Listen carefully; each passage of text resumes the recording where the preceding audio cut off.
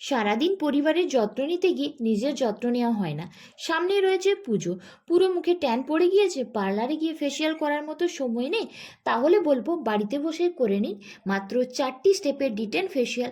আর যার জন্য প্রয়োজন আলুর টুকরো। হ্যাঁ বন্ধুরা, তোমরা কিন্তু ঠিকই শুনেছ, আলুর রস দিয়ে কিন্তু তোমরা বাড়িতে বসে করে নিতে পারো পার্লারের মতো ডিটেন ফেসিয়াল। আর যার ফলে কিন্তু তোমাদের ত্বক থাকবে ন্যাচারালি অনেক বেশি গ্লোয়িং, এবং ত্বকের মধ্যে থাকা সমস্ত ট্যান কিন্তু খুব সহজে দূর হয়ে যাবে। আর যার জন্য প্রয়োজন তোমাদের এখানে একটা গোটা আলু।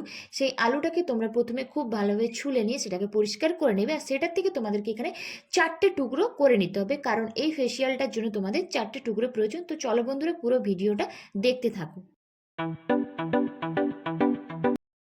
সবার প্রথমে আমি আমার ফেসটাকে খুব ভালোভাবে ক্লিন করে নিচ্ছি। যে কোনো রেমেডি ব্যবহার করার আগে ফেসটা ক্লিন রাখা জরুরি।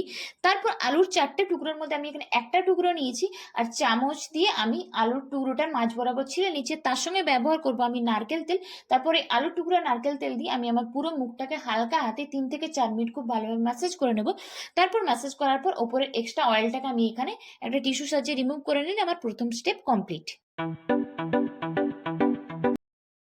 দ্বিতীয় স্টেপে আমি আরেকটা আলুর টুকরোকে ওইভাবে চামচের সাহায্যে মাঝ বরাবর ছিলে করে নিচ্ছি, আর তার সঙ্গে আমি এখানে মেশাবো কফি পাউডার, কারণ দ্বিতীয় স্টেপে আমি আমার ফেসটাকে খুব ভালোভাবে স্ক্রাবিং করব। তারপরে কফি পাউডার আর আলুর টুকরোটা দিয়ে আমি আমার ফেসটাকে খুব ভালোভাবে 2 থেকে 3 মিনিট স্ক্রাবিং করে নিয়ে তারপর সেটাকে একটা টিস্যুর সাহায্যে রিমুভ করে নিলে দ্বিতীয় স্টেপ আমার এখানে কমপ্লিট হয়ে গেল। তৃতীয় স্টেপে আমি আবারও একটা আলুর টুকরো নিয়েছি, তার সঙ্গে মিশিয়ে নিয়েছি অ্যালোভেরা জেল। তারপরে আলুর টুকরো আর অ্যালোভেরা জেল দিয়ে আমি আমার ফেসটাকে খুব ভালোভাবে ম্যাসাজ করে নেব।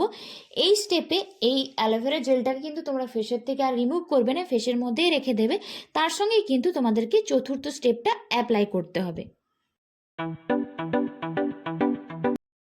চতুর্থ স্টেপে বানাবো ফেস প্যাক। তার জন্য আরেকটা আলুর টুকরোর উপর আমি নিয়ে নিচ্ছি প্রথমে হলুদের গুঁড়ো, যে রান্নার গুঁড়ো হলুদ হয় আমি এখানে সেটাই ব্যবহার করেছি।